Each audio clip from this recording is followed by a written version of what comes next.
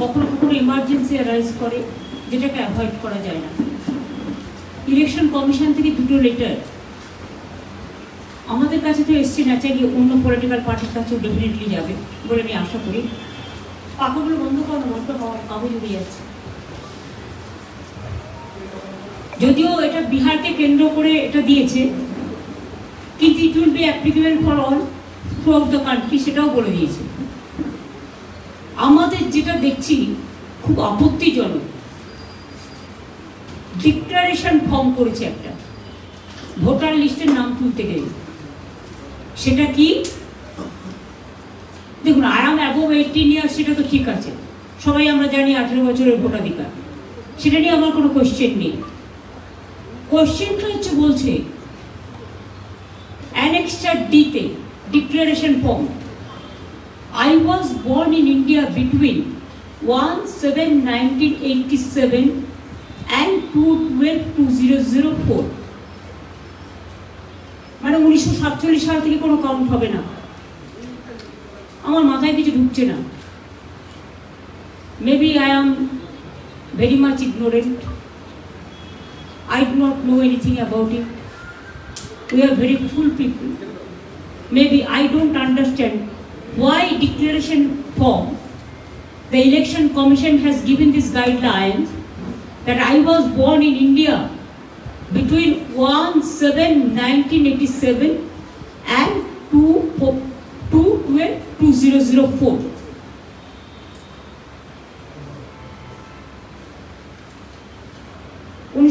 সালের আগে যারা জন্মেছে তাদের হবে না, 1987 সালের পরে, এই 1987 সালের আগে থেকে between 87, তো আমাদের অভিষেকিত জন্মেছে 87 এর নভেম্বরে। মজাটা দেখুন, so far I know 7 November, কারণ কালী পুজোর সময় আমরা দেখি সেজন্য। তাতে বলছে ডকুমেন্ট যেগুলো দিতে হবে, provide any document for father from the list given below establishing date of birth and or place of birth. Provide any document for mother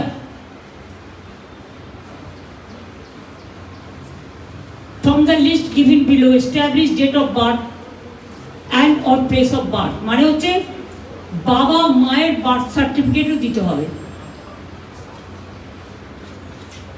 এটা কি হচ্ছে আমি বুঝতে পারছি না। অ্যাজ এ লেম্যান আমরা কম জানি, কিন্তু why they have targeted what they want that young generation will not vote for? Sometimes they do not know where is the villagers, especially the poor people, especially the hawkers, bakers, or the poor people, commoners. Where they will get the mother certificate, the father certificate? Is it NRC? Is it they are doing or working to establish the NRC?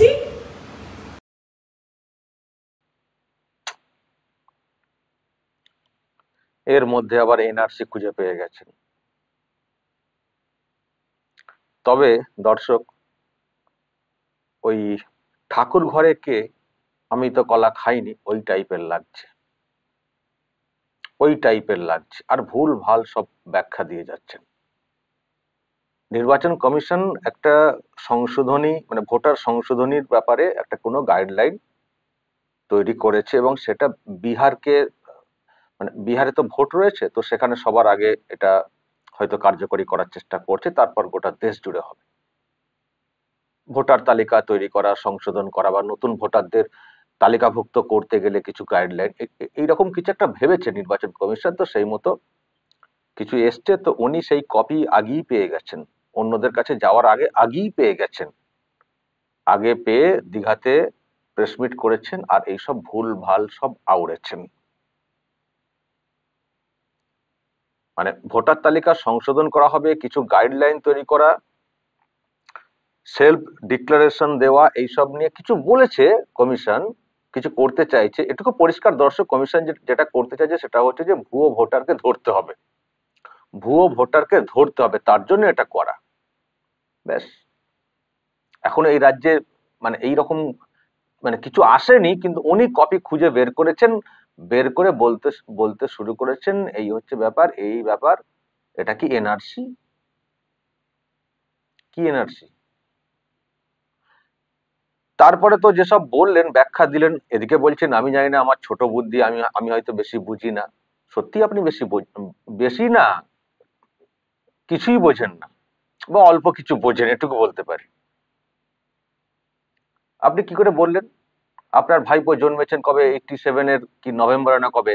তাহলে কি মানে কি যে বললেন না, তারা তাহলে কি ভোটার নয় না কি বলছেন? আচ্ছা, এই গাইডলাইনে কোথায় এরকম বলা আছে নতুন ভোটাররা কি ভোট দেবে না? নতুন ভোটাররা ভোট দিবে না, গাইডলাইনে কোথায় বলা আছে?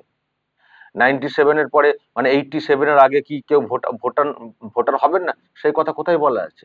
আপনার ব্যাখ্যাটাই যা শুনলাম, বুঝলাম, কোথায় তার মধ্যে পেলেন যে 87-এর আগে কেউ ভোটার থাকবেন না, তারপরে আরো নতুন ভোটাররা ভোট দিতে পারবে না, কোথায় বলা আছে? তারপরে বাবা মায়ের জন্ম সার্টিফিকেট দিতে হবে, কোথায় বলা আছে?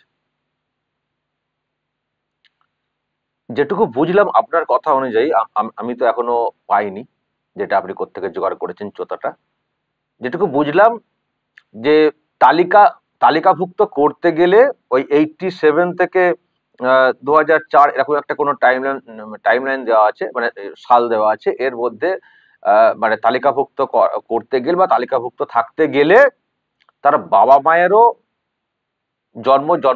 মানে জন্মস্থান বা তারিখ এটা চাই, এবং তার প্রমাণস্বরূপ আমি তো একবারে বললাম, মানে আপনার কথা অনুযায়ী তো এটা তো কই মানে বললেন যে এইসব মানে মানে প্রমাণস্বরূপ এই দিলেই হবে, মানে একটা লিস্ট কিছু ওখানে আছে, লিস্টটা উনি বললেন না কি কি লিস্ট। এই না যে প্রত্যেকের জন্ম সার্টিফিকেট দিতে হবে, জন্ম সার্টিফিকেট পুরো নাও থাকতে পারে, কিন্তু জন্ম তারিখ বা প্রমাণস্বরূপ এ তো অনেক কিছু দিয়ে থাকতে পারে। সেই পুরো লিস্টটা কি সেটা কিন্তু কিন্তু উনি বললেন না, উনি মানুষকে মিসগাইড করে দিলেন যে জন্ম সার্টিফিকেট দিতে হবে, জন্ম সার্টিফিকেট দিতে হবে, মাস্ট কথা বলা আছে, জন্মস্থান মানে এই তারিখের একটা কোনো ডকুমেন্ট দিতে হবে, অনেক কিছু হতে পারে, অনেক কিছু হতে পারে, তার জন্য স্কুল সার্টিফিকেট হতে পারে, অনেক কিছু হতে পারে। আমি তো লিস্টটা তো উনি পড়লেন না, কি করে বুঝবো? তো এটার আসল উদ্দেশ্য কি? এটার আসল উদ্দেশ্য যে নতুন করে যারা ভোটার হবেন তারা সবাই ভারতীয়, তো এটা জাস্ট যাচাই করা, এটা জাস্ট যাচাই করা। এই জন্যই করতে হচ্ছে এইগুলো, কারণ অনেক সব বেনো জল আশপাশ থেকে ঢুকে গেছে, মানে বেনো জল বলতে পারে বিদেশি, মানে অবৈধভাবে এখানে সব ঢুকে গেছেন, বিশেষ করে বাংলাদেশ থেকে। বিহারের ক্ষেত্রে এটা বলা হয়েছে, অবশ্যই উনি যে সন্দেহটা করছেন সেটাই হবে, মানে বাংলার ক্ষেত্রেও এটাকে অ্যাপ্লিকেবল করা হবে। তো এই জন্যই এটা যাচাই করতে হচ্ছে যে এত লোকজন ঢুকে গেছেন বিশেষ করে বাংলাদেশ থেকে, যে এগুলোকে দেখতে হবে, খতিয়ে দেখতে হবে, ভুয়ো ভোটারকে বাছাই করতে হবে। সেই জন্য হয়তো এরকম করা হয়েছে যে নতুন করে নাম তুলতে গেলে বা ওই এই সময়ের মধ্যে ভোটার তালিকাতে নাম থাকতে গেলে তাদের ওই বাবা মায়ের একটু পরিচয়, তার জন্মস্থান, জন্ম তারিখ একটু জানতে হবে, যাচাই করতে হবে, তাহলে পরিষ্কার হয়ে যাবে সত্যি তারা মানে এই পরিবার এখানকার কিনা, নাকি অন্য দেশ থেকে এসছেন লুকিয়ে। তো এটা জানার জন্য এই সিদ্ধান্ত কমিশনের, এটা তো ভালো উদ্যোগ, এটা তো ভালো উদ্যোগ। ভুয়ো ভোটার না থাকাটাই তো উচিত, তাই তো? নাকি নাকি আপনি আবার অন্য কিছু ভাবছেন? বেশ সাজিয়ে গুছিয়ে রেখেছি, যদি আবার সব বাদ পড়ে যান। আর এখানে কোথায় বলা আছে যে পরিযায়ী শ্রমিকদেরকে টার্গেট করা হচ্ছে, পরিযায়ী শ্রমিকদের ভোটার তালিকা থেকে নাম বাদ দিতে হবে, বলা হয়েছে কোথাও? পরিযায়ী শ্রমিক হিসেবে আলাদা করে কিছু ক্যাটাগরি আছে এখানে? পরিষ্কার একটা টাইমলাইন দেওয়া আছে, এই টাইমের মধ্যে যারা ভোটার হবেন বা আছেন, যেটা আমি আবার বলছি ডিটেলসটা পাইনি, তো যেটা বুঝলাম, এটা তো বুঝতে কোনো সমস্যা নেই যে ভোটার তালিকায় এই সময়ের মধ্যে বাচ্চাদের বা যারা নতুন করে মানে এই রেঞ্জের মধ্যে তাদের বাবা মায়ের পরিচয়টাও নেওয়া হবে, তাদের একটা মানে তারা মানে কোথায় জন্মেছেন, কবে জন্মেছেন, কোন সালে, কারণ সেখান থেকে একটা পরিষ্কার হয়ে যাবে না যে ব্যাপারটা কোত্থেকে কি হয়েছে। এই জন্য আর কি, এই জন্যে তো সমস্যা কোথায়?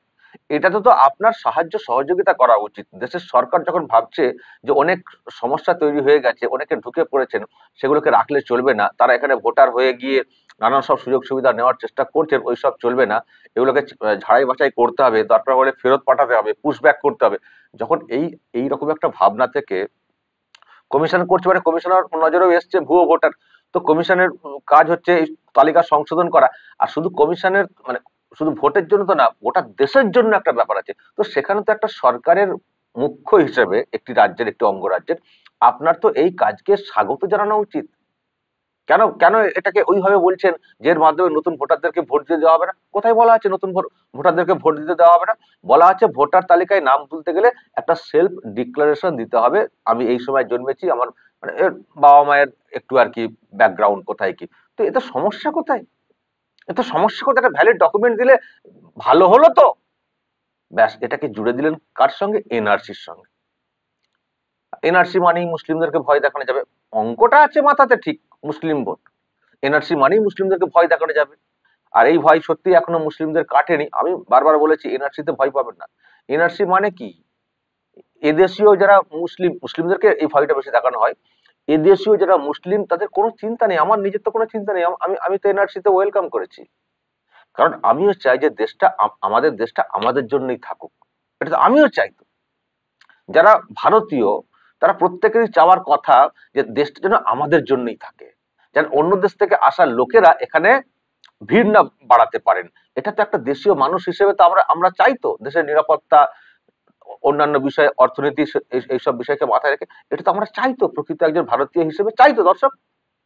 তো ওনারা তো আপত্তি কিসের? ওনারা তো আপত্তি কিসের? এটা বুঝতে কি রকেট সায়েন্স পড়তে হয় যে কেন এটা করা হচ্ছে?